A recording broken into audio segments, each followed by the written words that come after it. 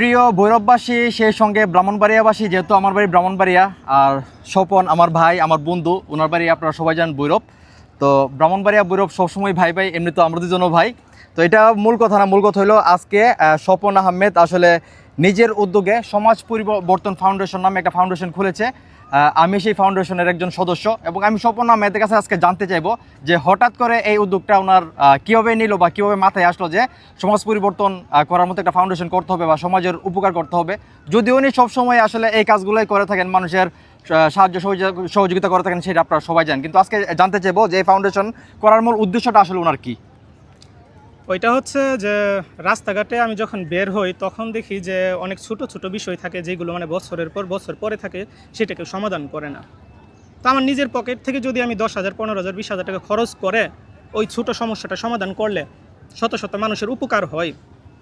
তো এই জন্য সিদ্ধান্ত নেওয়া যে রাস্তাঘাট বলেন, গাছ লাগানো বলেন, পথশিশু বলেন, এইসব যে সামাজিক বিষয়গুলো আছে ওইগুলোতে মানে নিজ দায়িত্বে কাজ করা আর কি, যেন আমার মাধ্যমে সমাজের একটু হলেও যেন উপকার হয়। মানে এটার জন্য মূলত এই সিদ্ধান্ত নিয়ে মাঠ পর্যায়ে কাজ করা আর কি। তো এছাড়া যেহেতু আপনার বাড়ি ভৈরব, আপনি ভৈরবের উন্নয়নের কাজ করবেন, এটাই স্বাভাবিক। তো শুধু কি ভৈরবই উন্নয়নমূলক কাজ করবেন, নাকি পার্শ্ববর্তী যে ব্রাহ্মণবাড়িয়া আছে সেখানেও যাওয়ার প্ল্যানিং আছে ভবিষ্যতে? না, এটা শুধু ভৈরব না, যদি ভৈরব হতো তাহলে এখানে লেখাই থাকতো যে সমাজ পরিবর্তন ভৈরব। তো ভৈরব না, আর ভৈরব নিয়ে আমি আগে কখনো কোনো কিছু করি নাই, কারণ ওইরকম চিন্তা ছিল না। ভৈরবে মানে অনেক কমই আসা হয়। তো যখন মাঝে মধ্যে আসা হয় তখন দেখি যে অনেক সমস্যা আছে, যেগুলো মানে আমি যেহেতু আমার জন্মস্থান হচ্ছে ভৈরবে, তো ভৈরবের জন্য যদি কিছু না করি তখন মানে আমার নিজের কাছে খারাপ লাগবে, যেহেতু আমি একজন ইউটিউবার বা একজন পাবলিক ফিগার, আর সামর্থ্য যেহেতু আছে, আর সব কিছুর দিক দিয়ে যেহেতু আমি মোটামুটি আছে যথেষ্ট করার মতো আর কি। তো এই জন্য নিজ উদ্যোগে এটা করা, যে শুরুটা হচ্ছে ভৈরব থেকে, তারপর হচ্ছে দেখা যাচ্ছে পাশে আছে ব্রাহ্মণবাড়িয়া, ওইদিকে যাওয়া, তারপর হচ্ছে নরসিংদী, তারপর হচ্ছে কিশোরগঞ্জ, তারপর হচ্ছে পুরো বাংলাদেশে আমার চিন্তাভাবনা আর কি। আপনার তো ভক্তবৃন্দ বা দর্শক বলতে গেলে শুধু বাংলাদেশে না, বাংলাদেশের বাইরেও আছে। তো সেই ক্ষেত্রে ব্রাহ্মণবাড়িয়াও তো আপনার ভালো একটা ফ্যান ফলোয়ার আছে, যারা আপনাকে যথেষ্ট পরিমাণ ভালোবাসে বা সাপোর্ট করে। তো তাদের উদ্দেশ্যে যদি আপনি কোনো কিছু বলতে চান, মানে আপনার এই ফাউন্ডেশন নিয়ে, সমাজ পরিবর্তন ফাউন্ডেশন নিয়ে, সেটা বলতে পারেন।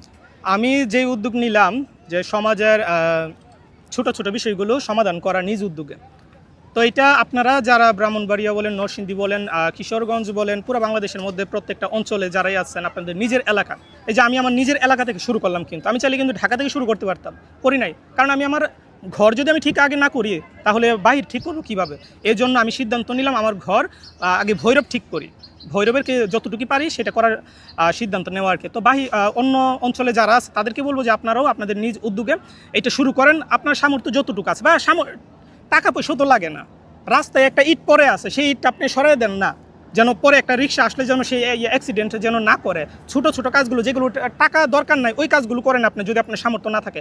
আর যাদের সামর্থ্য আছে তারা যেন 10,000, 20,000 টাকা খরচ করে ছোটোখাটো কাজগুলো যেন করে।